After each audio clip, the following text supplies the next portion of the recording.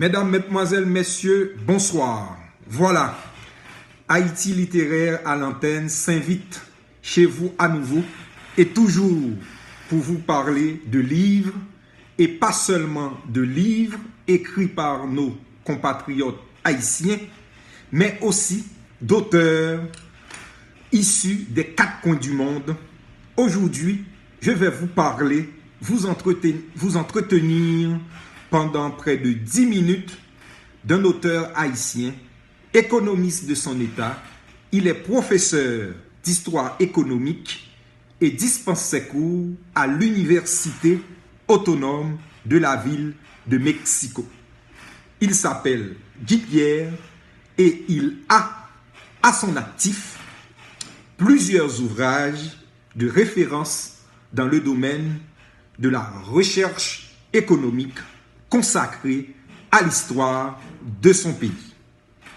Son premier livre a pour titre « Histoire de l'industrie minière en Haïti » et avec un sous-titre tout aussi explicite « Accumulation éclair du capital et frustration économique ». Ce livre est le fruit de longues années de recherche et c'est un livre qui fait le point sur toutes les richesses enfuies dans notre sous-sol. En effet, le professeur Guy Pierre a démontré à partir de documents d'archives comment les compagnies étrangères se sont amplement et honteusement enrichies dans les années 40, 50, 60, jusque dans les années 70, en exploitant notre sous-sol. Mais l'auteur ne s'arrête pas en si bon chemin. Il continue ses recherches. En effet, 4 années plus tard, le professeur Guy Pierre rempile en publiant un autre livre tout aussi explicite. Et le titre du livre, le voici, La crise de 1929 et le développement du capitalisme en Haïti. Mesdames, Messieurs, ce livre, c'est un voyage infiniment instructif sur l'économie haïtienne et les perspectives de solutions pour sortir du marasme dans lequel nous sommes plongés, englués depuis quelques années.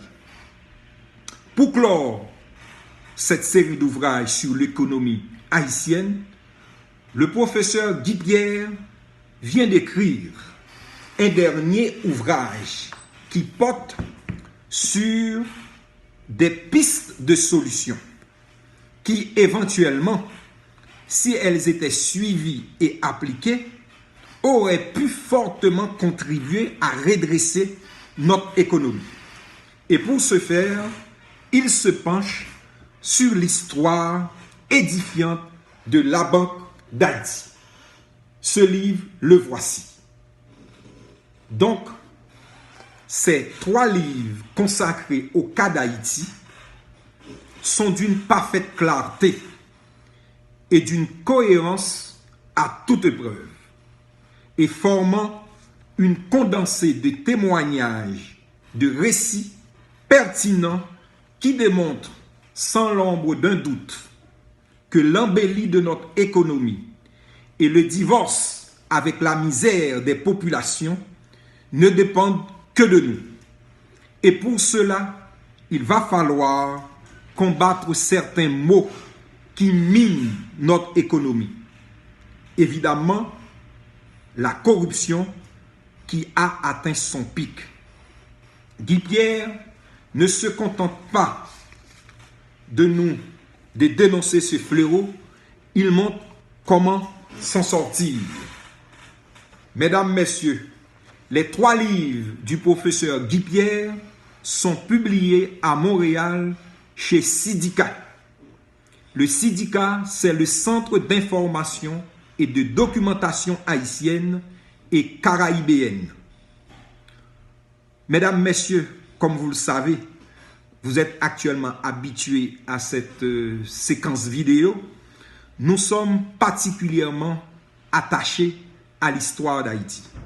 Et nous sommes de ceux qui pensent que l'histoire est le moyen le plus sûr pour un peuple de connaître non seulement son passé, mais aussi son présent.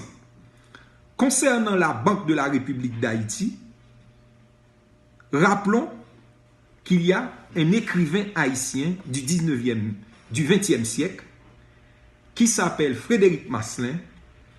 Il avait occupé de nombreuses fonctions en Haïti. Il était ministre de l'économie et des finances. Il était aussi diplomate et ministre des Relations extérieures. Il était aussi écrivain, romancier, essayiste et journaliste. S'agissant de la banque en Haïti, il a écrit 2 livres majeurs pour comprendre les relations entre Haïti et les pays étrangers. Le premier livre s'appelle « La Banque nationale d'Haïti, une page d'histoire ».